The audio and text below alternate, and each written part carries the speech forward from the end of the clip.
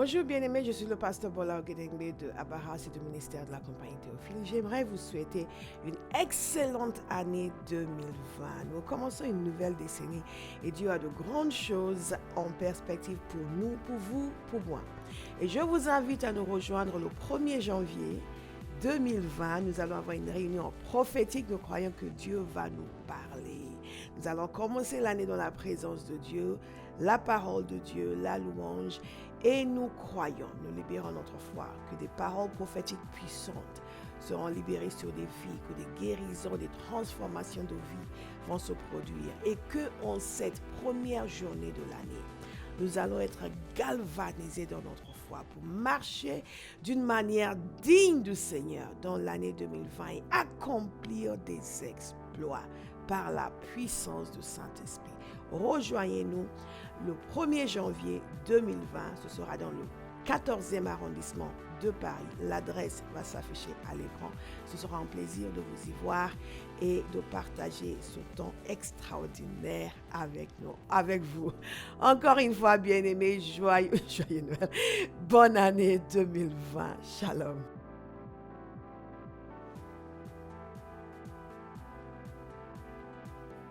Vous êtes dans Luc chapitre 2.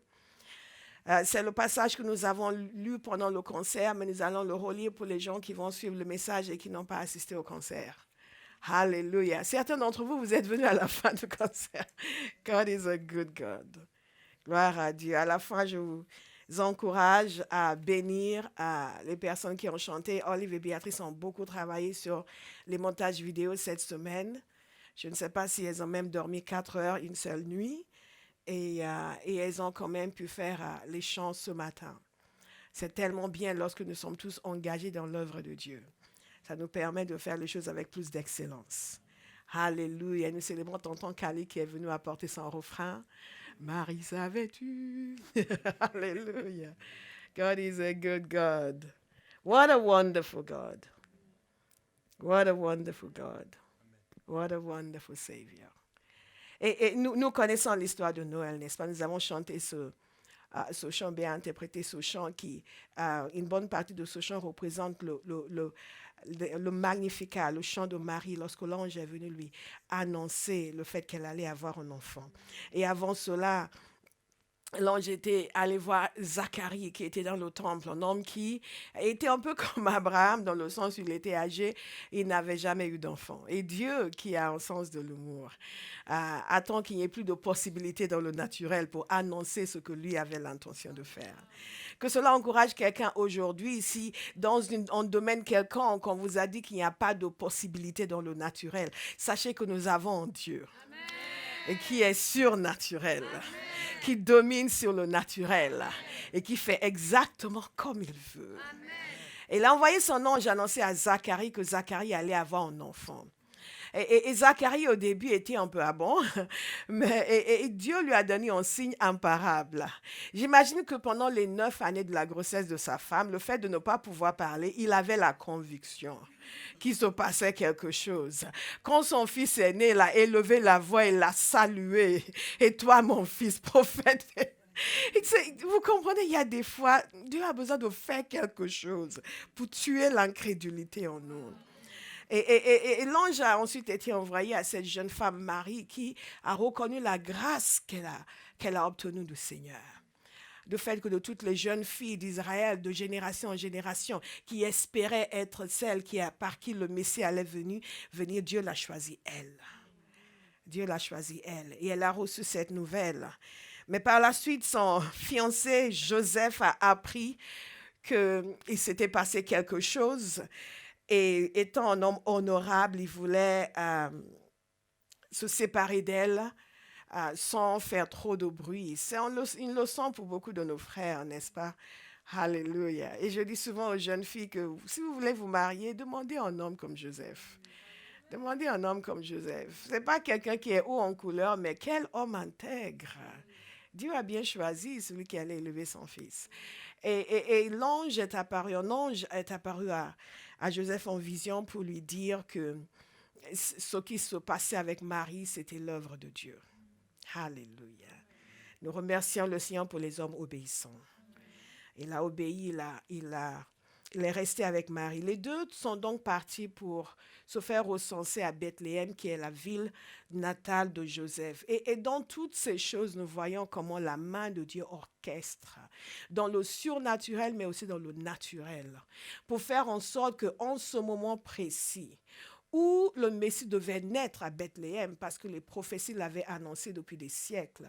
Il a orchestré les circonstances et fait en sorte qu'un empereur païen fasse un décret qui obligerait Joseph à aller à Bethléem. Parce que figurez-vous, Joseph n'allait peut-être pas penser qu'il fallait faire tout le voyage jusqu'à Bethléem pour que cet enfant puisse naître, mais il était dans l'obligation d'y aller. Et Dieu est passé par un empereur païen. Et son fils, et donc Jésus est né à Bethléem. Et c'est là où nous reprenons l'histoire, parce que la parole de Dieu nous dit ceci, au verset 8 de Luc chapitre 2. Il y avait dans la même région des bergers qui passaient la nuit dans les champs pour y garder leurs troupeaux. Un ange du Seigneur leur apparut et la gloire du Seigneur resplendit autour d'eux. Ils furent saisis d'une grande frayeur, mais l'ange leur dit: n'ayez pas peur, car je vous annonce une bonne nouvelle qui sera une source de grande joie pour tout le peuple. Aujourd'hui, dans la ville de David, il vous est né un sauveur, qui est le Messie, le Seigneur. Voici à quel signe vous le reconnaîtrez. Vous trouverez un nouveau-né enveloppé de l'ange et couché dans une mangeoire. Et tout à coup, une foule d'anges et de l'armée céleste se joignit à l'ange. Ils adressaient des louanges à Dieu et disaient: gloire à Dieu dans les lieux très hauts, paix sur la terre et bienveillance parmi les hommes. Lorsque les anges les eurent quittés pour retourner au ciel, les bergers se dirent les uns aux autres: allons jusqu'à Bethléem pour voir ce qui est arrivé, ce que le Seigneur nous a fait connaître. Et ils se sont dépêchés pour y aller, et quand ils ont vu, ils ont dit exactement ce qu'ils ont entendu. Ils sont repartis en célébrant la gloire de Dieu et en lui adressant des louanges à cause de tout ce qu'ils avaient entendu et vu et qui était conforme à ce qui leur avait été annoncé. Ce que le Seigneur m'a mis à cœur pour partager avec vous aujourd'hui, ce sont 3 mots et 3 paroles de Noël. La joie, l'espérance et l'amour. Et dans cette annonce que fait l'ange, il leur dit ceci: n'ayez pas peur, car je vous annonce une bonne nouvelle qui sera une source de grande joie. De grande joie. Il est impératif pour nous de comprendre que la nouvelle de l'Évangile, c'est une nouvelle de grande joie. L'Évangile veut dire une bonne nouvelle. Et c'est nécessaire, non seulement que nous vivions cette bonne nouvelle de grande joie dans la joie, je vais le redire, il est nécessaire non seulement que nous vivions cette bonne nouvelle d'une grande joie dans la joie, mais aussi que nous en soyons convaincus et aussi que nous l'annoncions ainsi. Une bonne nouvelle qui est source d'une grande joie. Notre génération veut pousser l'Église à croire que ce que nous annonçons est une mauvaise nouvelle. Et beaucoup de chrétiens, sans pour autant dire oui, c'est une mauvaise nouvelle, sont arrivés à un point où ils sont gênés par la nouvelle de la naissance de Jésus. Sont gênés par l'Évangile, sont gênés pour en parler, sont gênés pour affirmer ce que dit la parole de Dieu. Pourquoi? Parce qu'ils sont conscients du fait que les gens ressentent cela comme quelque chose de désagréable. Et inconsciemment, eux aussi commencent à ressentir cela comme quelque chose de désagréable, comme quelque chose qui dérange les gens, comme quelque chose qui n'a pas sa place dans notre monde d'aujourd'hui, comme quelque chose qu'il faut éviter d'évoquer au maximum. Quelqu'un va retrouver ce matin la conscience du fait que la naissance de Jésus est une bonne nouvelle, source d'une grande joie. Je le répète, une bonne nouvelle, source d'une grande joie. Vous allez méditer sur cela. Vous allez le prier. Vous allez l'écrire. Vous allez le confesser jusqu'à ce que vous en soyez intimement persuadés. Persuadés. Persuadés que c'est une bonne nouvelle d'une grande joie, qui est source de joie, qui apporte la joie, qui donne la joie, qui établit la joie. Alléluia. La venue de Jésus est une bonne nouvelle. Si c'est tout ce que je vous dis aujourd'hui, je vous aurais prêché un grand message. La venue de Jésus, je le répète, est une bonne nouvelle. Un ange est descendu du ciel pour le dire sur la terre. Personne ne peut vous dire que ce n'est pas la vérité. Alléluia. Gloire à Dieu. Votre collègue de travail ne peut pas vous dire que ce n'est pas ainsi. Qu'est-ce qu'il en sait? Dieu a envoyé son ange pour le dire. Que c'est une bonne nouvelle est arrivée. Je le répète, une bonne nouvelle est arrivée. Ce qui veut dire qu'avant sa venue, le monde était dans une situation mauvaise. Mais en arrivant, une bonne nouvelle est arrivée. Qui allait provoquer beaucoup de joie. Dans un monde qui ne connaît pas la joie. Parce que la vraie joie, c'est celle que Dieu donne. Et en dehors de Dieu, il n'y a pas de joie. Alléluia. Et donc, quand Jésus est venu, il est venu source d'une grande joie. Je dis source d'une grande joie. Pas de on fait semblant. Et on s'encourage. Et on fait alléluia, ça va pas, mais alléluia quand même. Non, source d'une grande joie. Alléluia. Nous retrouvons la conscience de cela. Cela pénètre notre être. Et quand cela pénètre notre être, nous sommes convaincus que lorsque nous annonçons l'évangile à quelqu'un, nous lui annonçons une bonne nouvelle. Amen. Que la personne le sache ou pas, c'est une bonne nouvelle. Alléluia. Je déclare sur vous que toute gêne pour annoncer l'évangile disparaît. Toute réticence à parler de Jésus disparaît. Amen. Vous êtes envahis de la conscience du fait que sa venue est une bonne source d'une grande. Alléluia. Alléluia. C'est quelque chose d'assez insidieux. On peut ne pas s'en rendre compte, mais progressivement, on finit par se taire. On finit par ne plus tellement parler. On finit par ne pas vouloir être embêté parce que les gens vont dire « Oh, c'est bon. Hein, les radicaux, qu'est-ce qu'on vous appelle encore? Les fondamentalistes, tout ce qu'ils veulent. » Mais l'ange a dit, une bonne nouvelle, Amen. Source d'une grande joie. Amen. Alléluia. Et moi, je le crois. Moi, je le crois. Et Jésus, vous savez, ce n'était pas une bonne nouvelle pour tous ses contemporains. C'était une bonne nouvelle pour tous, mais tous ne l'ont pas accepté. Donc, ce n'est pas quelque chose de nouveau. Qu'il y ait des gens qui n'acceptent pas que ce soit une bonne nouvelle. Et les pharisiens n'ont pas considéré que c'était une bonne nouvelle pour la majorité d'entre eux, n'est-ce pas? Ils n'ont pas considéré que c'était une bonne nouvelle. C'est tout le contraire. Mais tu es qui, toi? Tu te prends pour qui? Ce ne sera pas notre témoignage. Ce ne sera pas notre témoignage. Et c'est source d'une grande joie. Parce que Dieu est venu dans un monde sans joie pour amener la vraie joie. Celle que Dieu donne. Et Jésus lui-même était un homme de joie. Nous savons que dans Ésaïe, il était appelé un homme de douleur, mais ça c'est parce qu'il a pris nos douleurs. Pas parce que lui était fondamentalement malheureux. Non, c'est parce qu'il a pris nos peines. Il a pris nos souffrances. Mais Jésus était un homme de joie. La parole de Dieu nous dit dans Hébreu qu'il a été oint d'une huile de joie. Amen. Alléluia. Et karamana zakata. I feel like singing. Alléluia. Une huile de joie. Il était partout où il allait. Dans sa mission, il apportait la joie. Il apportait la joie. Les gens étaient remplis de joie. Quand Jésus passait par là, dès qu'il avait fini d'opérer, les gens ne repartaient pas malheureux. Sauf ceux qui ne voulaient pas l'accepter. Les seuls qui sont malheureux au contact de Jésus sont ceux qui veulent retenir des choses qui ne veulent pas le suivre. Tous ceux qui l'ont suivi étaient remplis de joie. Soyez remplis de joie ce matin. J'ai dit à quelqu'un, soyez remplis de joie ce matin. Soyez remplis de joie ce matin. Soyez remplis de joie ce matin. Et ne laissez plus rien vous voler votre joie.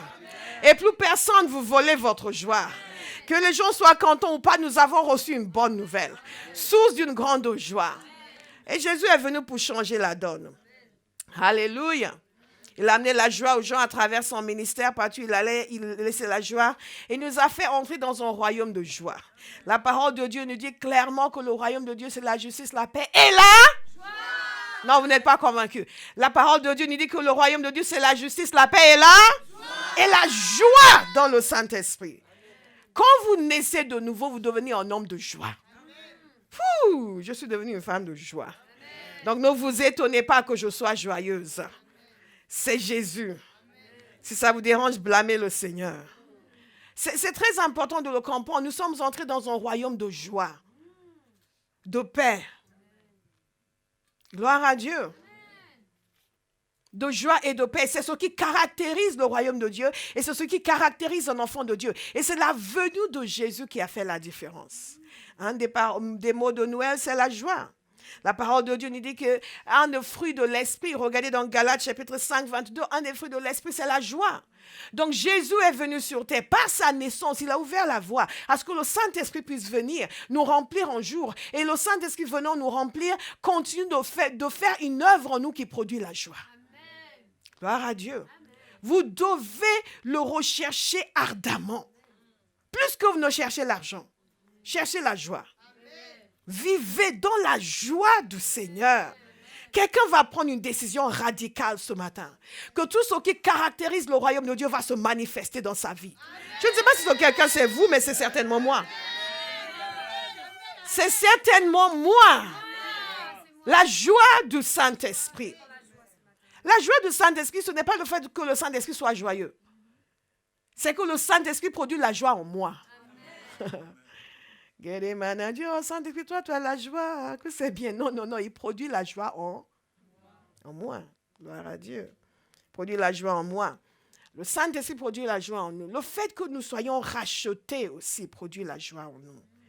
Le fait d'être né de nouveau produit la joie en nous. Acte 2, 46 nous dit ceci, chaque jour avec persévérance, ils se retrouvaient dans commun accord au temple. Ils rompaient le pain dans les maisons et ils prenaient leur nourriture avec joie et simplicité de cœur parce qu'ils étaient nés de nouveau. Et ils étaient ensemble, ils adoraient le Seigneur, ils étaient remplis de joie. Hier, ici à la prière, nous étions remplis de joie. Le Seigneur s'est manifesté. God is a good God. Nous l'avons adoré. Nous étions remplis de joie. Il y a des personnes qui pensent que plus ils font la tête à l'église, plus ils sont sérieux. Non.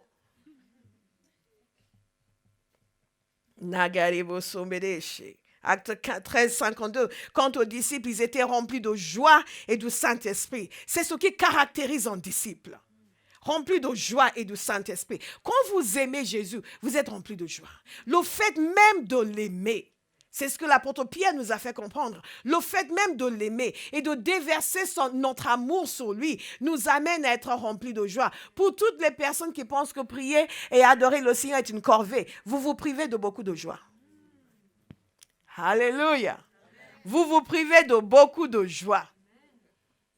La révélation de Jésus provoque la joie. Plus nous grandissons dans la connaissance du Fils de Dieu, plus nous sommes joyeux. Parce que nous sommes en train de contempler des choses extraordinaires. Aïe! Aïe! 1 Pierre 1, verset 8 nous dit aussi, vous l'aimez sans l'avoir vu. Vous croyez en lui sans le voir encore. Et vous vous réjouissez. Parce que nous l'aimons. Parce que nous croyons en lui. Nous nous réjouissons. Quelqu'un va devoir prier pour mon micro. Qui semble décider à se rebeller. Mais nous refusons ce genre de rébellion au nom de Jésus. Alléluia. Karamana zakatai. Nous sommes remplis de joie. Et nous nous réjouissons. Mais de quel type de joie? Il dit aussi une joie indescriptible et glorieuse. J'aime bien ma version en anglais. Joy unspeakable. Indicible. Joy unspeakable. Une joie d'une dimension et d'une dimension telle qu'on ne peut même pas la décrire. On ne peut même pas dessiner les contours de cette joie. Je ne sais pas s'il y a quelqu'un ici qui veut vivre dans ce type de joie. Amen. Décidez. Parce que c'est votre héritage. Amen. C'est votre droit. Amen. Alléluia. Certains m'ont souvent entendu parler de cette situation où le Seigneur, je priais, je demandais des choses. Le Seigneur, il me remplissait de joie. Et moi, j'attendais qu'il me parle de mes problèmes. Mais lui, il me remplissait de joie. À un moment donné, je dis, non, je ne t'ai pas demandé la joie. Je me disais, il veut me distraire. Il veut me distraire. Au lieu de parler des choses qui me dérangent, qu'est-ce que je fais avec la joie? Moi, je veux des solutions. Mais la joie, c'est la solution de Dieu. Parce que la joie du Seigneur, c'est notre force. Et quand vous êtes rempli de la joie du Seigneur, vous pouvez affronter toutes choses. Toutes choses. Donc, pour tous ces gens qui pensent qu'il faut pleurnicher et refuser d'être heureux tant que Dieu n'a pas répondu, vous êtes en train de passer à côté. Alléluia. Mais le Seigneur m'a éduqué. Gloire à Dieu. Heureusement, il m'a éduqué, il m'a reformaté. J'ai compris la nécessité de toujours vivre dans la joie du Seigneur, quelles que soient les circonstances. Parce que la joie n'est pas fonction des circonstances, elle est fonction de la communion avec le Saint-Esprit. Amen. Alléluia. Et ce même Dieu qui vous remplit de joie ne va pas dire, je ne vais pas t'aider à régler tes problèmes. Non. Non. Parce que même un être humain peut régler vos problèmes, mais il ne peut pas vous remplir de joie. God is a good God. Il est temps pour nous de commencer à vivre pleinement les bienfaits du salut, à cesser de ne chercher que des choses terrestres et éphémères, et à vivre, il y a une vie spirituelle qui est riche et qui est donnée à chaque enfant de Dieu. Alléluia. La joie du Saint-Esprit. Une joie indescriptible. Faites-en votre ambition de vivre avec une joie indescriptible.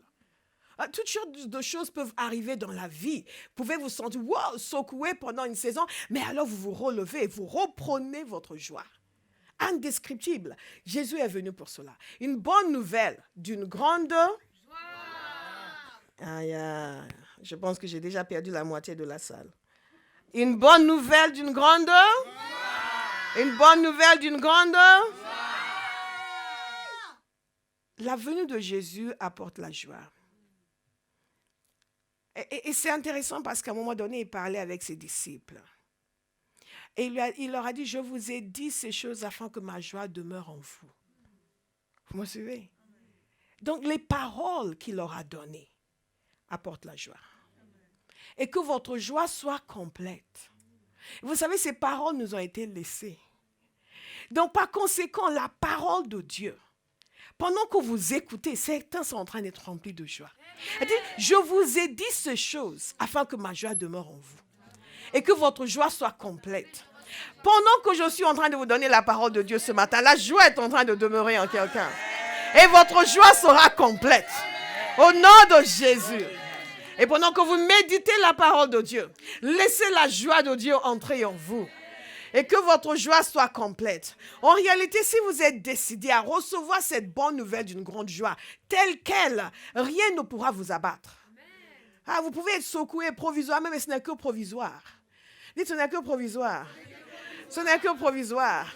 Nous avons tous connu des moments où nous avions l'impression que nous allions trébucher. Mais le Saint-Esprit, source producteur de joie, a agi en nous. Alléluia. Il faut le savoir et le vouloir. Moi, je le sais et je le veux. Cette joie qui ne dépend pas des circonstances, cette joie qui est inépuisable, même dans les circonstances adverses. Inépuisable. L'apôtre Pierre a écrit à une église à des chrétiens qui étaient persécutés. Pas une seule église, à des chrétiens qui étaient persécutés. À des chrétiens qui vivaient des circonstances infiniment plus difficiles que les nôtres. Il leur a dit, réjouissez-vous. Je dis à Bahas ce matin, réjouissez-vous. Amen. Et à tous nos visiteurs, réjouissez-vous. Amen. Réjouissez-vous. Amen. Réjouissez-vous. Amen. Et vous savez de quoi il leur disait de se réjouir?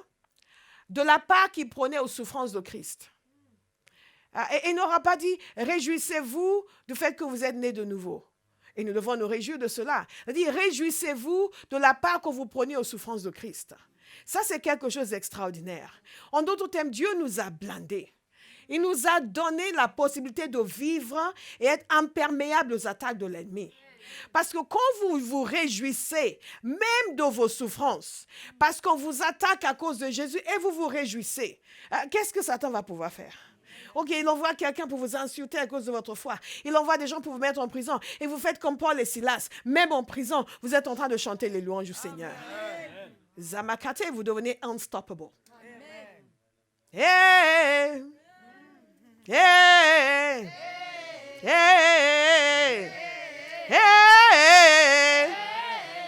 Nous devons juste décider de croire la parole de Dieu. Croire la parole de Dieu. Jésus nous a fait comprendre que dans ce monde, vous aurez des tribulations. Mais prenez courage. J'ai vaincu le monde. La fin est déjà décidée. L'issue est déjà connue. Donc, tout en traversant des moments difficiles, vous continuez à manifester la joie du Saint-Esprit. Parce que le Saint-Esprit n'est pas parti. Il est toujours là. Donc, il continue de produire la joie. Et lui n'est jamais déprimé, jamais attristé, jamais affecté par les circonstances parce qu'il est Dieu et il connaît la solution et il connaît l'issue. Donc, il continue de produire la joie dans celui qui veut se réjouir. Amen. Hey! Réjouissez-vous de la part que vous prenez aux souffrances de Christ. Et comme j'ai dit dans l'émission anglaise, quand vous savez vous réjouir dans les moments difficiles, oh, c'est extraordinaire. Vous n'allez pas revenir sur votre conviction. Vous n'allez pas renégocier votre engagement pour Christ. Parce que ce qui amène les gens à renégocier, ce qui amène beaucoup de chrétiens aujourd'hui à faire volte-face, ce qui amène beaucoup de gens, même certains qui sont connus, à dire qu'ils ne croient plus l'évangile. Ils ne croient plus que Jésus soit le seul moyen du salut. C'est parce qu'ils sont affectés par les critiques de notre société. Parce qu'ils sont affectés par les gens qui dénigrent l'évangile. Ça les affecte. Ils ne peuvent pas se réjouir dans les difficultés. Donc, ils choisissent de retourner en arrière et de dire non, finalement, c'est pas tellement ça. Et ils donnent l'impression que c'est nous autres qui annonçons une mauvaise nouvelle. Non, je vous dis aujourd'hui, l'ange nous a annoncé et nous croyons que Jésus est la bonne nouvelle pour notre génération. Il est venu sauver, délivrer, libérer. Il n'est pas venu pour enchaîner, il est venu pour libérer. Amen. Alléluia. Il n'est pas venu pour culpabiliser ni pour condamner. Il est venu, le monde est déjà condamné. Jésus lui-même a dit, il est venu pour apporter la solution. Donc l'évangile que nous annonçons, c'est la bonne nouvelle. Source d'une grande joie. Alléluia. Source d'une grande joie. Nous devons, nous, en être persuadés. Le Seigneur mérite une église qui lui fait confiance. Il ne nous a pas sauvés pour que nous commencions à nous cacher. Il ne nous a pas sauvés pour qu'on commence à douter. Oui, je ne sais pas pourquoi je vis cela. Tu vis cela parce que le monde est déchu.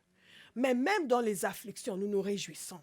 Parce que notre joie n'est pas liée à nos circonstances. Notre joie est liée à l'action de Dieu qui, dans nos vies, qui ne s'arrête jamais. Oh, que c'est extraordinaire.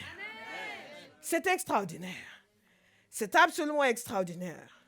Réjouissez-vous au contraire de la part que vous prenez aux souffrances de Christ, afin d'être aussi dans la joie et dans l'allégresse lorsque sa gloire sera dévoilée. Sa gloire va être dévoilée un jour. Et nous devons, et si nous nous réjouissons aujourd'hui, nous allons encore plus nous réjouir quand sa gloire sera dévoilée. Nous n'allons pas avoir honte. Nous n'allons pas dire, oh Seigneur, pardon, j'avais fait semblant de ne pas être chrétien. Je te demande pardon. C'est parce que j'avais peur de ce que les gens allaient dire. C'est parce que je ne savais pas trop comment. Ce ne sera pas votre témoignage. Amen. Alléluia. La volonté de Dieu, c'est que nous nous réjouissions. Et il a dit encore et encore. En écrivant aux Thessaloniciens, l'apôtre Paul a déclaré ceci, soyez toujours joyeux. Alléluia. Dites à quelqu'un, sois toujours joyeux. Soyez toujours joyeux. Alléluia. Dans le temps, on chantait ce chant. Je sais que la plupart d'entre vous, vous ne connaissez pas, vous êtes des jeunes chrétiens. Soyez joyeux, Christ est en vous. L'espoir de gloire est dans nos cœurs. Il vit en nous par son Esprit Saint. Debout, soldats pour Jésus, le Seigneur. Alléluia. Qui connaît le chant? Je le savais. God is a good God. Soyez toujours joyeux. Dites-le encore à quelqu'un.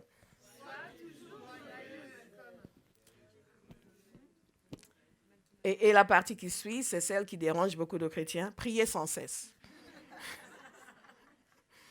Quand les gens disent, oui, j'ai ma barasse, mais il prie trop. La parole dit prier sans cesse. God is good. Et si vous priez beaucoup, vous n'allez pas pleurer beaucoup. Je préfère beaucoup prier que beaucoup pleurer. Vous comprenez? C'est infiniment plus agréable de beaucoup prier que de beaucoup pleurer. Alléluia. God is a good God. Oh, Jesus is wonderful. Le deuxième mot de Noël, c'est l'espérance. L'espérance. Et contrairement à ce que beaucoup de personnes pensent, l'espérance, ce n'est pas dans le même sens que nous utilisons souvent dans le langage courant. Oh, j'espère, hein, j'espère. Une incertitude, on n'est pas très sûr, on espère que ça va bien se passer. Tonton Kali dit, ah, pasteur, je vais passer vous amener un cadeau de Noël. Bon, j'espère. Alors, il va passer, ben, j'espère, parce que ce n'est pas dans ses habitudes. Donc, je dis, j'espère. Vous me suivez? God is a good God. Je ne suis pas en train de t'envoyer un message. Après, il va débarquer chez moi avec un cadeau vaste. Non. C'est simplement pour vous dire que dans notre langage courant, nous avons l'habitude de penser que espérer, c'est quelque chose qui est incertain. Mais dans le langage biblique, l'espérance est une certitude. L'espérance, c'est une certitude, c'est une assurance qui est basée sur la certitude de quelque chose que Dieu va opérer. Alléluia. Recevez l'espérance ce matin. C'est tout le contraire du désespoir. C'est tout le contraire du défaitisme. C'est tout le contraire de l'incertitude. Et quand les gens disent, oui, mais j'espère vraiment que le Seigneur va agir, nous avons prié, nous croyons que Dieu, non, mais j'espère, non. Ça, ce n'est pas l'espérance. Ça, c'est, je ne suis pas sûre, mais bon, on va voir. Mais l'espérance biblique, retenez cela bien, l'espérance biblique, c'est une certitude. C'est quelque chose qui est né en nous parce que nous avons la conviction que Dieu va opérer. Et en réalité, nous pensons qu'espérance est opposée à la foi, mais ce n'est pas vrai. Espérance et la foi sont la même chose, sauf que la foi porte sur le passé, le présent et le futur. Et l'espérance porte uniquement sur ce qui est futur. Par exemple, la parole de Dieu nous dit que par la foi, nous croyons que le monde a été créé. C'est déjà passé, nous le croyons par la foi. Par la foi, nous croyons que Jésus est né à Bethléem. C'est déjà passé, nous le croyons par la foi. Nous n'y étions pas, nous ne pourrons jamais y aller. C'est déjà passé, mais nous le croyons. La foi porte sur ce qui est passé, ce qui est présent, ce qui est futur. L'espérance porte uniquement sur ce qui n'est pas encore visible, ce qui est futur. Mais ce n'est pas moins certain que la foi. C'est pour cela que la parole de Dieu appelle notre Dieu le Dieu de l'espérance. Donc quand Jésus est venu, il est venu pour apporter l'espérance. Le monde était dans le désespoir. Le monde n'avait pas de solution. Le monde était dans l'abandon. Mais le Dieu de l'espérance a été manifesté comme un être humain. Recevez l'espérance ce matin. Que tout désespoir disparaisse de votre cœur. Alléluia. Toute incertitude quant à votre vie, votre avenir, votre devenir, vous quitte en ce moment. Romains 15, verset 13 nous dit aussi que le Dieu de l'espérance vous remplisse de toute joie et de toute paix dans la foi pour que vous débordiez d'espérance. Que quelqu'un déclare 3 fois, je déborde d'espérance. Hey! Est-ce que vous avez remarqué que dans la parole de Dieu, c'est toujours des superlatifs? Ce n'est pas un peu de joie, c'est abondance de joie. Ce n'est pas un peu d'espérance, c'est déborder d'espérance. En d'autres termes, vous êtes chargé, saturé d'espérance au point où ça déborde. Il n'y a pas de place pour, oui, je ne sais pas, mais j'ai prié, j'espère. Non. Ah non, j'ai l'espérance. Alléluia. Zamaramanaka. Je m'attends à quelque chose de bon de la part de Dieu. Quelque chose, et je l'attends. Ce n'est pas que je suis là, c'est pas, non, je l'attends. Qui est-ce qui attend quelque chose aujourd'hui? Et quand Jésus est venu, il est venu apporter l'espérance. Quand il n'y a pas d'espérance, les gens sont désespérés. Les gens sont perdus. Les gens ne savent pas quoi faire, comment faire. Et le monde était comme cela avant la venue de Jésus. Un seul peuple, le peuple d'Israël, avait une relation avec Dieu. Mais même eux, ils étaient perdus. Ils étaient sous domination romaine. Ils ne savaient plus à quel sens se vouer. Et même eux étaient perdus. Alors, pensez au monde païen. Toutes sortes de philosophies dans le monde, toutes sortes de systèmes religieux pour essayer de trouver l'espérance, pour essayer de rencontrer Dieu, pour essayer de trouver des solutions à la condition humaine. Ce n'est pas uniquement aujourd'hui que les gens se sont rendus compte qu'il y a quelque chose qui ne va pas. Mais ils n'avaient pas d'espérance. Et quand Jésus est né, l'espérance est venue dans le monde. Amen. Quelqu'un doit dire un amen plus fort que ça. Amen. L'espérance est venue dans le monde. Et nous avons cette espérance. Je vais vous demander de regarder avec moi dans Dans Ésaïe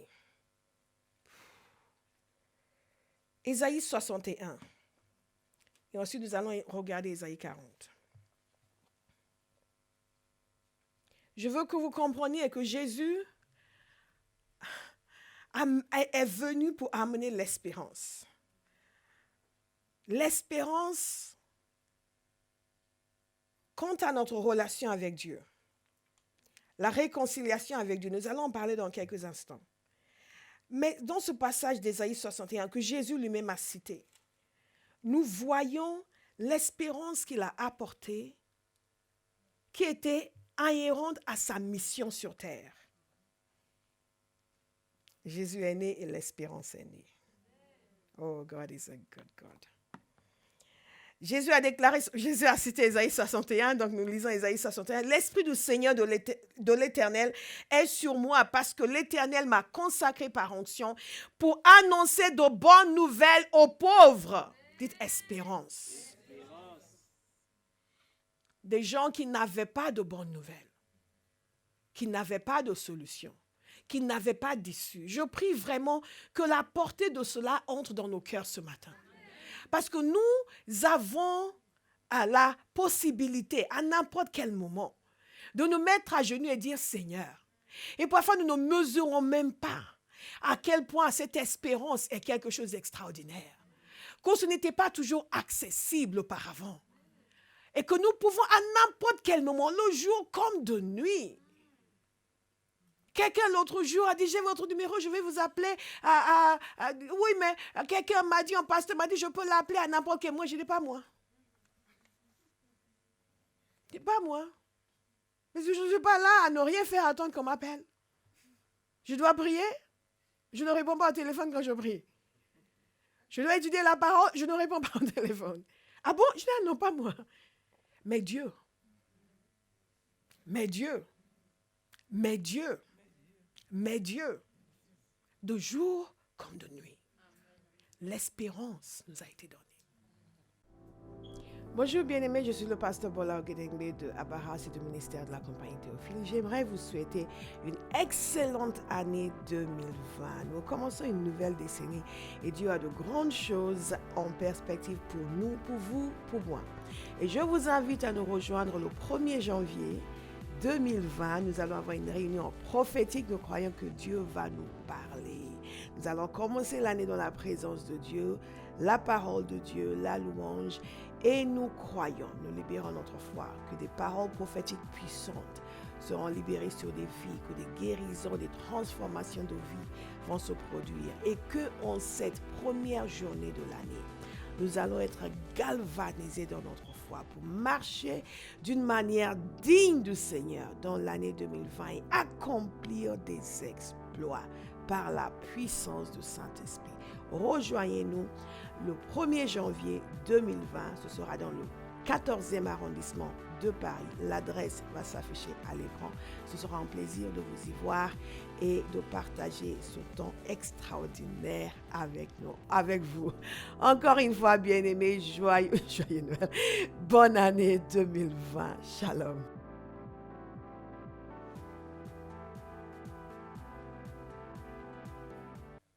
Alléluia. Je prie donc que nous puissions mesurer la grâce qui nous a été faite. Parce que si vous êtes pauvre aujourd'hui, vous savez que Jésus est venu apporter la bonne nouvelle. Mais avant Jésus, il n'y avait pas de bonne nouvelle pour les pauvres. Il m'a envoyé pour guérir ceux qui ont le cœur brisé. Espérance! Hey! Pour proclamer aux déportés la liberté et aux prisonniers la délivrance. Espérance! Wow! Pour proclamer une année de grâce de l'Éternel, espérance. Espérance. Et un jour de vengeance de notre Dieu pour consoler tous ceux qui sont dans le deuil. Espérance.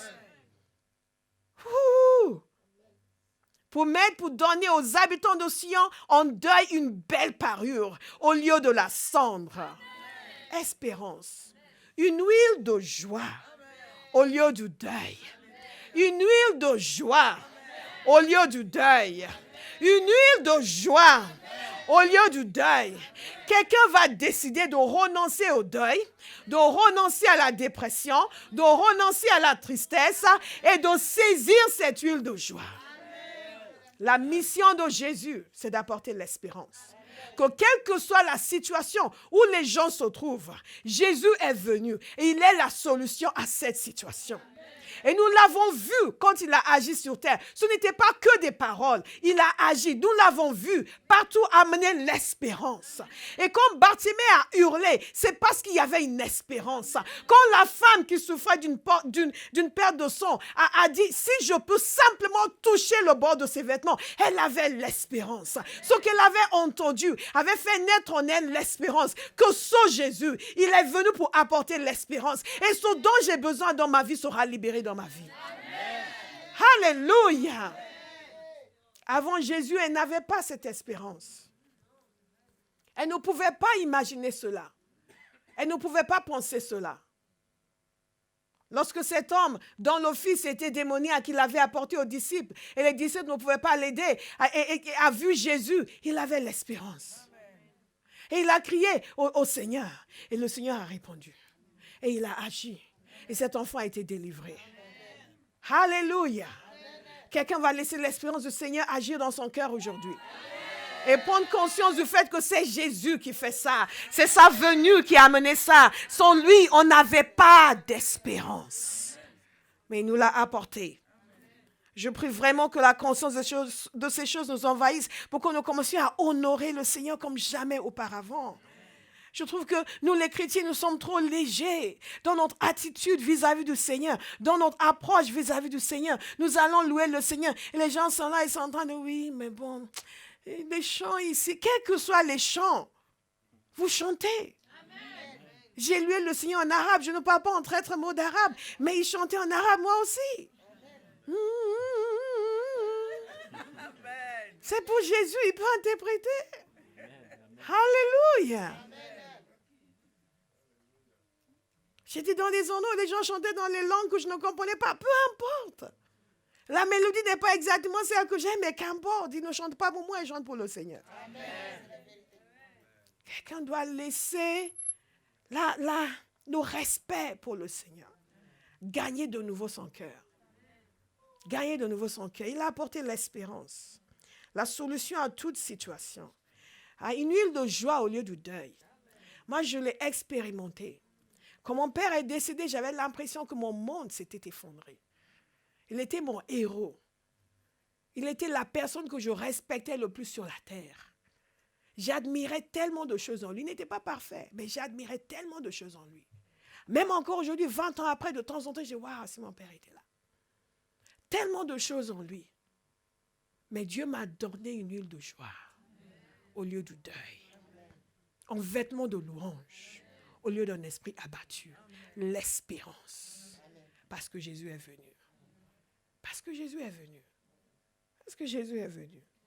Quelqu'un va laisser le Seigneur lui donner une huile de joie. Nous devons cesser d'être attachés à des choses dont le Seigneur peut nous débarrasser. Vous ne manifestez pas votre amour pour une personne en restant dans le deuil. Non, vous manifestez votre foi en Dieu en acceptant qu'il vous donne une huile de joie. Que quelqu'un reçoive une huile de joie ce matin. Alléluia. Alléluia. Alléluia. Alléluia. Quelle que soit la situation, lorsqu'ils sont venus dire à Jaïrus que sa fille était morte, Jésus lui a dit, n'aie pas peur. Crois seulement. Espérance.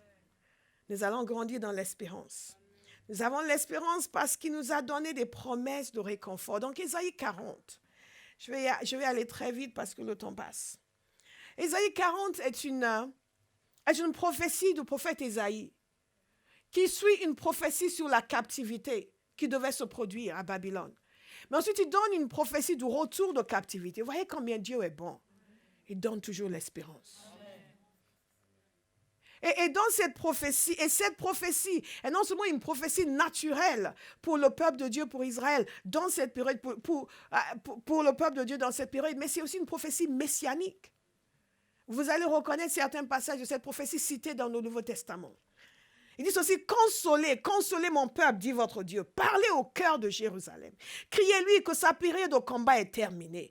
Que j'aime bien la version de ce mot, dit sa corvée est terminée. Ça parle à certains ici. Que sa faute est expiée, qu'elle a reçu de l'Éternel le salaire de tous ses péchés. Une voix crie dans le désert. Préparez le chemin de l'Éternel. Faites une route bien droite pour notre Dieu dans les endroits arides. Toute vallée sera comblée. Espérance. Toute montagne et toute colline abaissée. Espérance. Ce qui est tortueux sera redressé. Espérance. Et les endroits rocailleux aplanis. Espérance. Alors la gloire de l'Éternel sera révélée. Et au même instant, tout homme la verra. Oui, c'est l'Éternel qui l'affirme. Une voix a dit, proclame mon message. Et j'ai répondu, que dois-je proclamer? Toute créature est comme l'herbe, et toute sa beauté comme la fleur des champs. L'herbe sèche et la fleur tombe quand le vent de l'Éternel souffle dessus. Vraiment, le peuple est pareil à l'herbe. L'herbe sèche et la fleur tombe, mais la parole de notre Dieu subsiste éternellement. Monte sur une haute montagne, Sion, pour annoncer la bonne nouvelle. Élève avec force ta voix à Jérusalem pour proclamer la bonne nouvelle. Comment est-ce que Abraham va proclamer la bonne nouvelle du Seigneur dans notre génération? Avec force. Amen. Pas avec timidité. Amen. Pas avec crainte. Amen. Avec force. Amen. Élève ta voix. N'aie pas peur. Dis aux villes de Juda, voici votre Dieu. Voici votre Dieu. Cette prophétie s'applique au peuple de Dieu dans sa situation naturelle et s'applique au monde entier dans la venue du Messie. Et la parole de Dieu nous dit qu'une vierge va enfanter et son fils sera appelé Emmanuel. Dieu avec vous. Voici votre Dieu. L'espérance parce qu'il promet le réconfort. L'espérance parce qu'il déclare que toute vallée sera comblée, toute montagne et toute colline abaissée. Que quelle que soit la chose qui est tortueuse, elle sera redressée. Dites, elle sera redressée. L'espérance dans la fidélité de Dieu et dans l'immutabilité de sa parole. L'herbe tombe, la fleur sèche. Mais la parole de notre Dieu demeure éternellement. Il y a beaucoup de gens qui vivent dans le désespoir, dans la déception. Parce que des choses ont été dites, des choses ont été promises. Et les gens n'ont pas tenu parole. Et les gens n'ont pas aussi. Laissez la paix de Dieu gagner votre cœur. Et commencez à vous fier à Dieu et à Dieu seul. À vous fier à sa parole. Parce que la parole de Dieu nous dit que sa parole, elle, est éternelle. Amen. Alléluia. Tout ce dont vous avez besoin, c'est une parole du Seigneur. C'est une promesse du Seigneur. C'est une révélation du Seigneur. Et quand vous avez cela, tout est bon. Amen. Alléluia. Amen. Tout est bon. Arrêtez de mettre la pression sur les gens. Oui, promets-moi, tu vas faire ça. Promets-moi, allez voir le Seigneur. Seigneur, est-ce que tu vas faire ça? S'il dit, je vais le faire, c'est bon. Il va choisir à travers qui il va le faire. Mais vous pouvez avoir la certitude que ce sera fait. Amen. Gloire à Dieu. Amen. Dans toutes les circonstances de la vie, nous avons l'espérance. À cause de Jésus. L'espérance de la délivrance, de toutes circonstances. L'espérance à cause de la fidélité de Dieu. Les êtres humains sont faibles, mais Dieu n'est pas faible. Amen. Les êtres humains nous trahissent, mais Dieu ne nous trahit pas. Amen. Et l'espérance à cause de la présence de Dieu. Dieu est venu jusqu'à nous. Emmanuel, Dieu avec nous. L'espérance parce que celui qui était sans péché s'est fait péché pour nous. L'espérance parce que à tous ceux qui l'ont reçu, il a donné le pouvoir de devenir enfants de Dieu. L'espérance parce que Dieu est avec nous. Amen. Alléluia. Amen. L'espérance d'une nouvelle naissance. 1 Pierre 1 au verset 3 nous dit ceci, béni soit Dieu. Dites béni soit Dieu. Dites-le 3 fois juste pour le plaisir. Béni soit Dieu. Béni soit Dieu. Béni soit Dieu. Béni soit Dieu. Béni soit Dieu. Donc 1 Pierre 3, 1 au verset 3 nous dit ceci. Béni soit Dieu, le Père de notre Seigneur Jésus-Christ, conformément à sa grande bonté. Vous voyez, fidélité de Dieu. Conformément à sa grande bonté. Il nous a fait naître de nouveau à travers la résurrection de Jésus-Christ pour une espérance vivante. J'ai une espérance vivante. J'ai une espérance vivante. Il y a des gens qui disent, oui, mais tu crois en un bonhomme qui est mort il y a 2000 ans. Non, non, non. J'ai une espérance vivante en un sauveur qui est toujours vivant. Alléluia. Qui vit encore et intercède pour moi. Aujourd'hui même, il est toujours vivant. Une espérance vivante. Gloire à Dieu. Nous avons l'espérance dans la gloire de Dieu qui sera manifestée. C'est ce que nous avons lu dans Ésaïe 40 au verset 5. Alors la gloire de l'Éternel sera révélée. Romains 5 au verset 2 nous parle du fait que nous plaçons notre fierté dans l'espérance de prendre part à la gloire de Dieu. Le chrétien a de l'espérance. Nous sommes nés de nouveau, mais notre espérance reste intacte. L'espérance de prendre part à la gloire de Dieu. Il y a toujours des choses qui nous attendent. La résurrection des morts nous attend. Nous avons l'espérance aussi d'avoir encore glorieux un jour. Nous avons l'espérance du retour du Seigneur. Nous avons l'espérance que tout ne s'arrête pas ici. Jésus va revenir sur cette terre. Nous avons l'espérance, non seulement que nous allons avoir des corps nouveaux, nous allons lui ressembler. Nous avons l'espérance que nous allons régner avec lui sur terre. Nous avons l'espérance que nous allons passer l'éternité dans la présence de Dieu. Que quelqu'un célèbre le Seigneur. Hey! Tout ça parce qu'un enfant est né à Bethléem qui a amené l'espérance dans un monde désespéré. Parce qu'il a accompli ses promesses. Et la parole de Dieu nous parle de déborder d'espérance. Nous devons prier en continu et dire, Seigneur, que je déborde en continu d'espérance. Nous devons avoir une pleine assurance. Hébreu nous parle de rester fermement attachés à l'espérance que nous reconnaissons comme vraie. Vous voyez, comme la joie, pour l'espérance, il y a le choix de la vivre et de s'y attacher. On ne va pas vous obliger à avoir de l'espérance. On ne va pas vous forcer à avoir de l'espérance. Mais je veux que vous compreniez que tout ce que Dieu a prévu pour nous est accessible en permanence. Si nous faisons ce qu'il faut pour continuer à jouir de cet accès. Nous ne sommes pas tributaires des circonstances. Nous ne sommes pas les victimes de nos circonstances. Nous avons la capacité d'agir de telle sorte que tout ce que Dieu a pourvu puisse continuer à fonctionner dans nos vies. La nouvelle naissance a fait de nous des hommes et des femmes puissants. Des hommes et des femmes avec la capacité d'influer sur leur propre destinée en suivant la parole de Dieu et en agissant dans la prière et par la puissance du Saint-Esprit. Dites à quelqu'un, tu es puissant. Tu es puissant.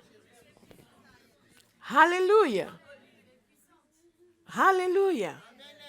Et tout cela nous vient de Dieu. Et tout cela nous vient de Dieu. Et tout cela nous vient de Dieu.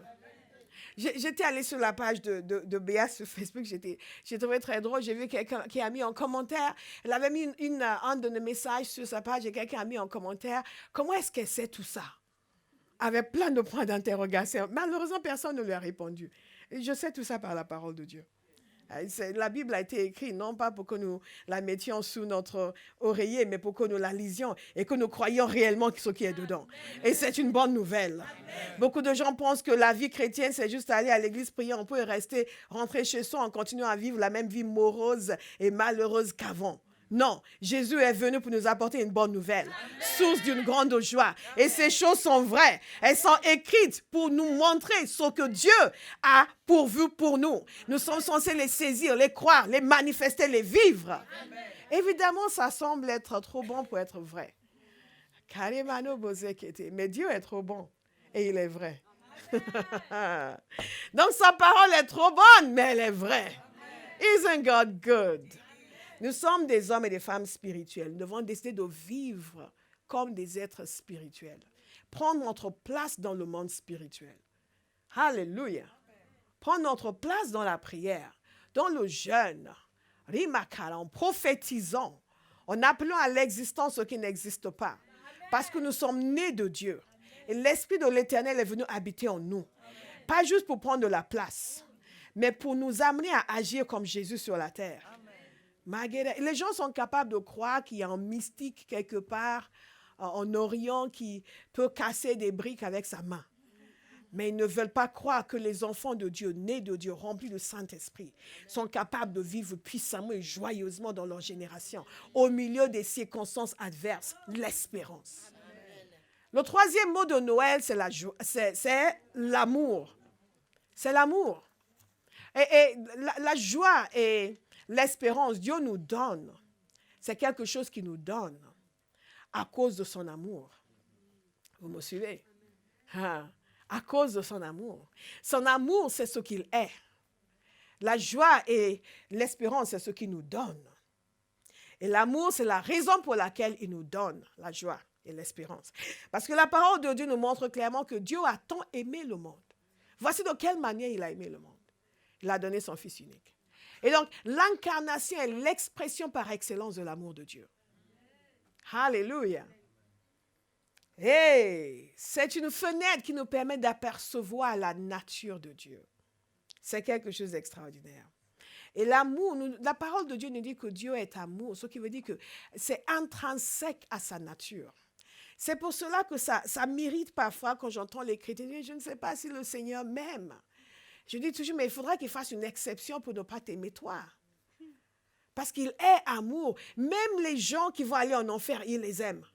Il ne les envoie pas en enfer parce qu'il ne les aime pas, mais parce qu'ils ne l'ont pas accepté. Est-ce que moi suis? Oui. Ils ne vont pas en enfer parce que Dieu ne les aime pas. Dieu aime tout le monde. Maintenant, il y a des gens qui subissent sa colère, mais ça ne veut pas dire qu'il ne les aime pas. L'amour est intrinsèque à sa nature. Et c'est parce qu'il nous aime qu'il nous a donné son Fils. C'est parce qu'il nous aime qu'il nous a donné sa joie. C'est parce qu'il nous aime qu'il nous a donné l'espérance.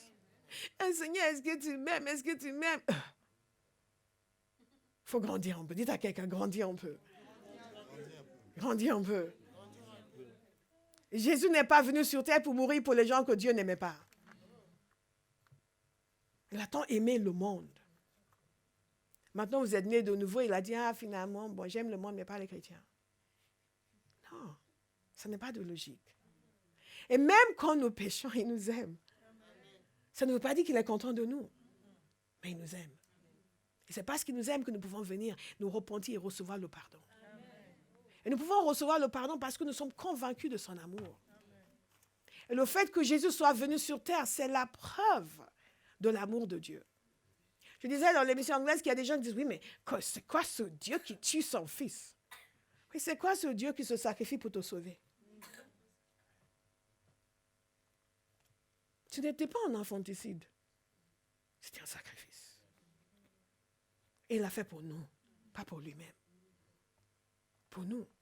Parce que Dieu, tout en nous aimant, et parfois nous l'oublions, il se suffit à lui-même. Parce qu'il est Dieu. Il se suffit à lui-même. Il n'a aucun besoin de nous. Il a choisi de nous créer, de nous aimer. Mais sans nous, ça ne change rien à sa gloire, ni à sa splendeur, ni à son existence. Donc, parfois, nous, quand on dit, oui, mais Dieu t'aime, tu sais, le Seigneur veut ton amour, ce n'est pas parce qu'il en a besoin. C'est parce qu'il sait que l'aimer est la chose la plus parfaite que tu peux faire. Aimer Dieu est la chose la plus parfaite qu'un être humain peut faire. C'est la chose la plus noble qu'un être humain peut faire. Donc, il nous amène à l'aimer pour nous faire grandir, pour nous faire devenir de plus en plus comme lui. Alléluia! Quelqu'un est en train de saisir l'amour de Dieu ce matin. Je veux croire que plus personne ne viendra dire, oh, pasteur, est-ce que le Seigneur m'aime? Si vous venez me dire cela, je vais vous dire, je vais vous donner ce message et vous allez, comme on nous faisait quand on était au secondaire, vous allez l'écrire 5 fois. Vous allez retranscrire ce message 5 fois à la main. Alléluia. 1 Jean 4, verset 9, nous dit ceci, voici comment Dieu a manifesté son amour pour nous. C'est tellement clair, n'est-ce pas? Il a envoyé son Fils unique dans le monde pour que par lui, nous ayons la vie. Noël, c'est la manifestation de l'amour du Père. La manifestation de l'amour du Père. Dans notre génération, nous avons tendance à l'oublier. Je me souviens, il y a quelques années, je parlais avec un enfant. Ah, à Noël, je dis, en fait, qu'est-ce qu'on fait à Noël? Je ne sais pas, c'est une fête de famille. Non, ce n'est pas une fête de famille du tout. Oui, mais c'est une fête de famille. Non, non, non, non, non, tu ne fais pas partie de la famille de Marie et de Joseph. N'oublions jamais. C'est la manifestation parfaite de l'amour du Père. Cela règle pour toujours la question de savoir si Dieu est bienveillant envers l'humanité ou pas. Beaucoup de gens aujourd'hui disent, oui, mais si Dieu est bon, pourquoi le monde est dans cet état? Si Dieu est bon, si Dieu n'est pas bon, pourquoi il s'est donné pour nous? Il pouvait nous laisser dans l'état où nous sommes. Il ne nous aurait donné aucune possibilité de salut. On peut rouspéter autant que l'on veut, ça ne change rien à sa souveraineté. Alléluia. C'est comme si les cafards de votre maison se plaignent de l'air conditionné. Vous allez prendre leur doléance? Non.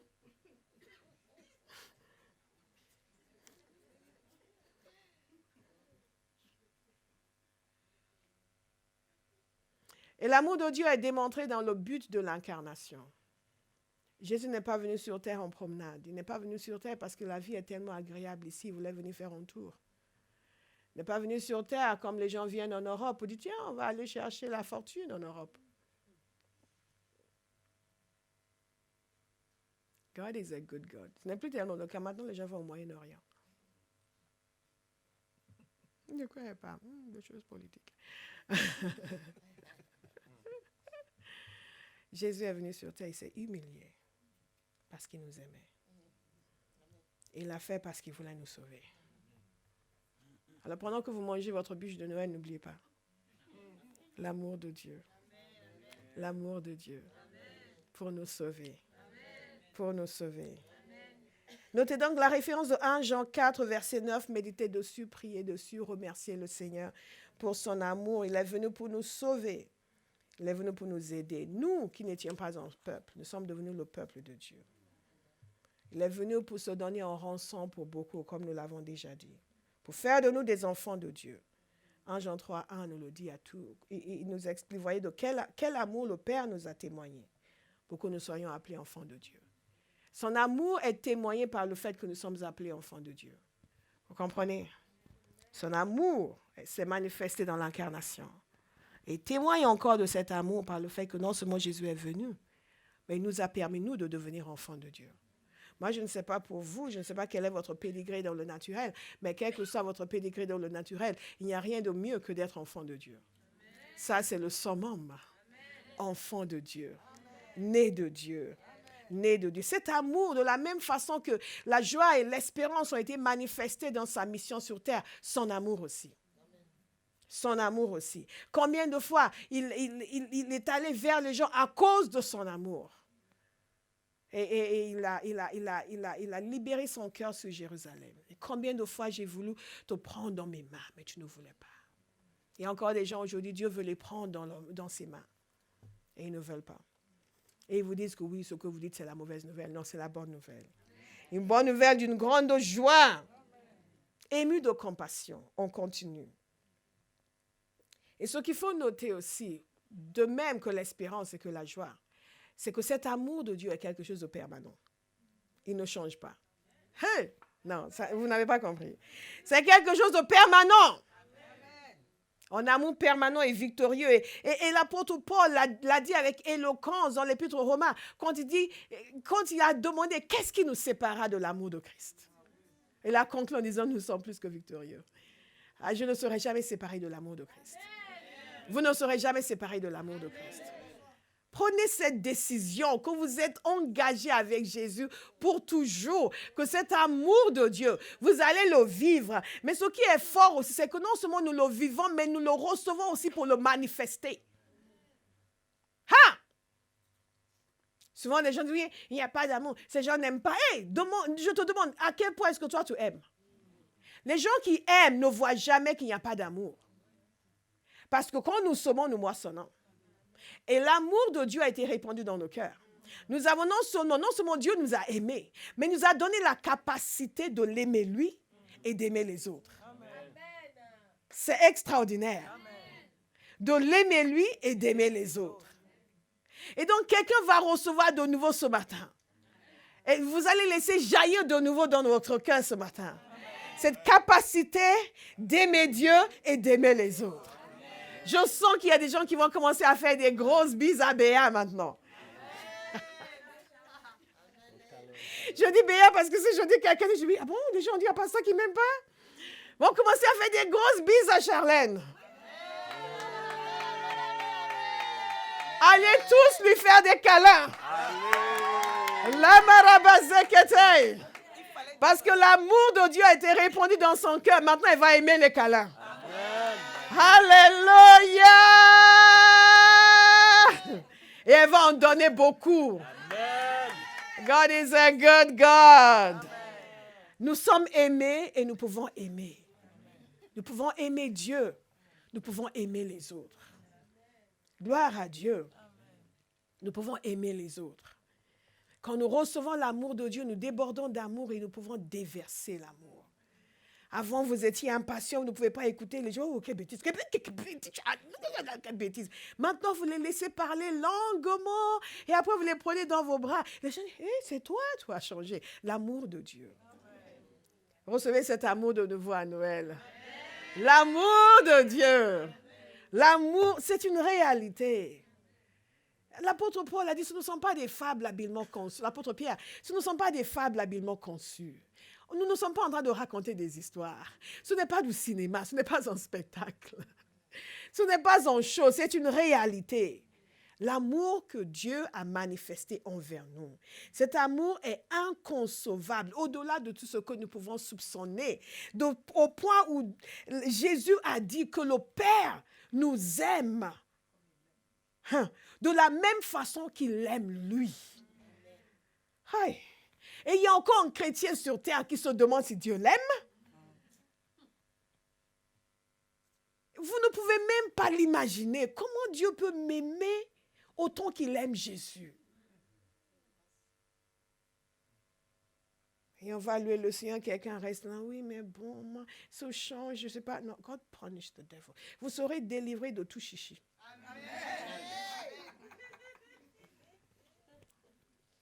On ne pense pas toujours qu'il faut une délivrance, mais il en faut.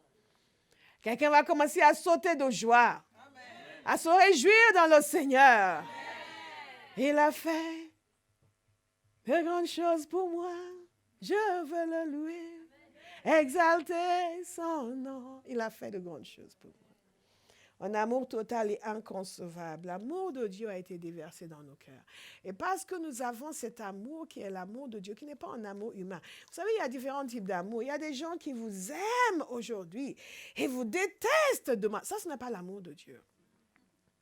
Alléluia. Parfois, vous voulez régler les problèmes entre les gens. Ils sont là, oui, mais il a dit. Et vous vous dites, mais il n'y a pas trop longtemps, ils étaient venus bras dans le bras.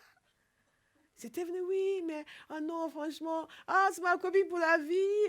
Ah oui, ah non, franchement, on s'entend trop bien. Ah oui, au point où elle commence une phrase, moi je la termine. On est vraiment amis, on s'entend super bien. Et en plus, nos parents aussi se connaissent. On est vraiment très, très bien ensemble. Ça, c'est un amour pour la vie, une amitié éternelle, vraiment. Tout le monde devrait avoir des amis comme ça, n'est-ce pas, Chantal? Oui. 2 mois après. Non, c'est Chantal, mais franchement, non, mais pasteur, mais Chantal, mais enfin, mais cette fille, c'est quoi? J'ai dit, oh, Philippine, ça a changé. Mais l'amour de Dieu. Et quand nous aimons les gens avec l'amour de Dieu, quels que soient les désagréments, nous sommes capables de regarder au-delà et laisser cet amour se manifester. Quelles que soient les vexations du moment, les irritations du moment, vous pouvez regarder au-delà. Ça ne veut pas dire que s'il y a des gens qui vous causent énormément de problèmes, pour le dire gentiment, vous devez continuer à les côtoyer en permanence. Non. Vous prenez une distance saine, tout en continuant à les aimer de loin. Alléluia. À Noël, vous appelez, joyeux Noël. Mais on ne se voit plus. Oh, mais le Seigneur fera. On pourra se voir un jour. Alléluia. L'amour de Dieu. Nous avons une responsabilité d'aimer parce que nous avons été aimés. Nous avons été aimés d'un amour infini.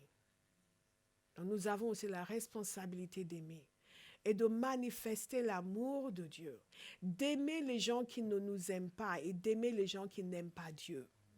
Nous les aimons pour leur montrer une démonstration de l'amour de Dieu. Parce que Dieu les aime même dans l'état où ils sont, car Dieu a tant aimé le monde. Alléluia. God is good. Ça a donné la capacité d'aimer.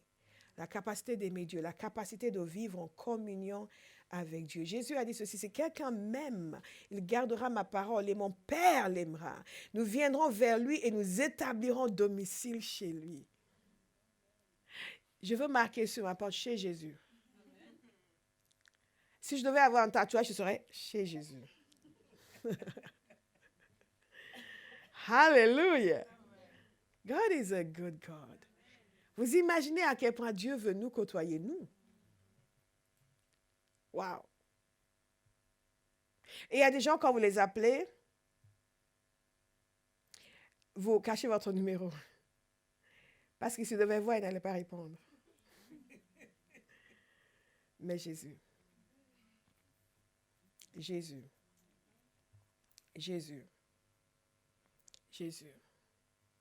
J'ai noté ici que l'incarnation, c'est le Fils qui révèle le Père, qui démontre l'amour du Père, qui nous remplit de la joie et de l'espérance dans notre salut présent et futur. C'est Dieu qui nous donne la capacité d'aimer comme nous avons été aimés, d'aimer Dieu et d'aimer sa création. C'est important pour nous non seulement de recevoir ce que Jésus est venu faire. Chaque fois que je déplace le micro, le son devient grave. De recevoir ce que Jésus est venu faire pour nous. Et de prendre la décision ce matin de vivre de telle sorte à manifester en continu la joie, l'espérance et l'amour. Comme je l'ai souvent dit, louer le Seigneur, honorer Dieu, ce n'est pas uniquement le chant, c'est nos vies. Lorsque je vis la plénitude de ce que Jésus est venu sur terre pour faire, je suis en train de l'honorer. Et Dieu prend plaisir à voir son enfant rempli de joie. Dieu prend plaisir à voir son enfant rempli d'espérance. Dieu prend plaisir à voir son enfant rempli d'amour et manifester l'amour. Dieu prend plaisir à voir une église qui est convaincue que l'évangile, c'est la bonne nouvelle qui est source d'une grande joie. Pas uniquement pour elle, mais pour le monde. Et qui l'amène au monde. Alléluia. Alléluia. Si vous êtes cette personne, je vais compter jusqu'à 3. Et vous allez vous lever d'un bond en criant « Merci Jésus ». Et j'ai dit criant « Merci Jésus ».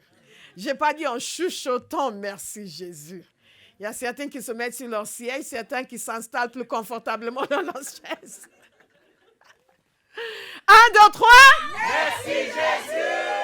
Alléluia. Bonjour bien-aimés, je suis le pasteur Bola Ogedengbe de Abaha, c'est le ministère de la compagnie Théophile. J'aimerais vous souhaiter une excellente année 2020. Nous commençons une nouvelle décennie et Dieu a de grandes choses en perspective pour nous, pour vous, pour moi. Et je vous invite à nous rejoindre le 1er janvier 2020. Nous allons avoir une réunion prophétique. Nous croyons que Dieu va nous parler. Nous allons commencer l'année dans la présence de Dieu, la parole de Dieu, la louange.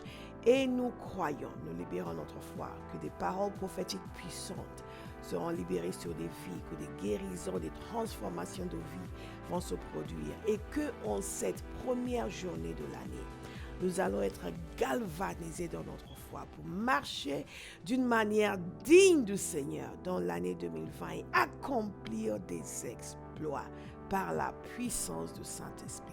Rejoignez-nous le 1er janvier 2020. Ce sera dans le 14e arrondissement de Paris. L'adresse va s'afficher à l'écran. Ce sera un plaisir de vous y voir et de partager ce temps extraordinaire avec vous. Encore une fois, bien-aimés, joyeux Noël. Bonne année 2020. Shalom.